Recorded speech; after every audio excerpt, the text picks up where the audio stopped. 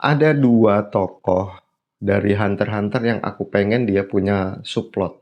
Ternyata Hunter x Hunter kalau teman-teman tahu sudah maju lagi manganya dan sudah diterbitkan, manganya ini di Jepang sana. Banyak yang merasa kecewa karena seperti membaca koran, banyak juga yang merasa menarik karena, ya akhirnya manganya dari Togashi Sensei ini terbit juga. Nah, sekarang bagiku sendiri, sebagai seorang penulis juga, ada nggak sih karakter yang sebenarnya muncul di Hunter x Hunter dan pengen punya jalan cerita sendiri? Jawabannya ada. Apa aja? Nah, silahkan tonton video storytelling ini sampai akhir. Ada 2 tokoh di Hunter x Hunter yang pengen banget.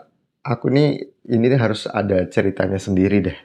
Dan cerita petualangan mereka pasti juga tidak kalah menarik dari cerita petualangannya Kurapika menuju Dark Continent. Siapa itu? Yang pertama ini adalah Lerio, yang kedua ini adalah Melody. Dua-duanya adalah teman dari Kurapika.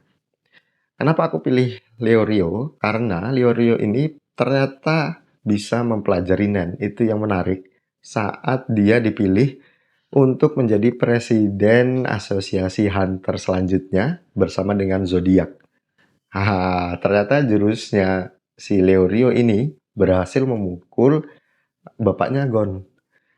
Nah, ini kan menarik nih, karena dia itu kan sebenarnya seorang dokter. Gimana caranya dia menggunakan nennya untuk merawat pasien atau untuk menangani kasus-kasus operasi besar yang ada di pasien, gitu loh. Nggak kebayang, karena aku pengen lihat dia itu kalau mau menyelamatin orang dengan skill-nya, dengan nennya itu gimana sih caranya? Ya kan?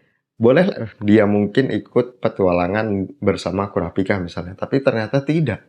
Kurapika jalan sendiri dan ya yang terjadi adalah perburuan Hyosoka oleh Gen Eriodan. Nah, ini kan cerita yang oh ternyata Togashi pengennya itu ceritanya cerita subplot tentang Gen Eriodan. Tapi ya nggak masalah. Hanya saja aku pengen juga kalau Togashi Sensei mikirin teori ini kayaknya butuh sedikit panggung deh. Agar dia punya jalan cerita sendiri, gimana sih petualangannya dia untuk menjadi seorang dokter. Gitu ya. Terus tentang Melody. Melody ini kan temennya Kurapika yang akhirnya ikut ke kapal menuju Dark Continent. Sebenarnya Melody punya cerita yang khas tentang tubuhnya yang rusak karena memainkan partitur iblis. Nah, dia itu punya alat musik yang dia mainkan dan ada partiturnya. Temannya meninggal dunia tentu saja. Kalau tidak salah ceritanya begitu ya. Sehingga dia tidak pengen orang lain memainkan alat musik dan partitur yang sama. Sehingga dia mencari potongan-potongan partiturnya dan alat-alat musik iblis itu. Nah, ini tuh menarik. Kenapa? Karena berkaitan dengan perburuan harta karun. Nah, ini cocok dengan cerita Hunter x Hunter. Gitu loh. Jadi malah kalau bisa Melody ini punya jalan cerita sendiri.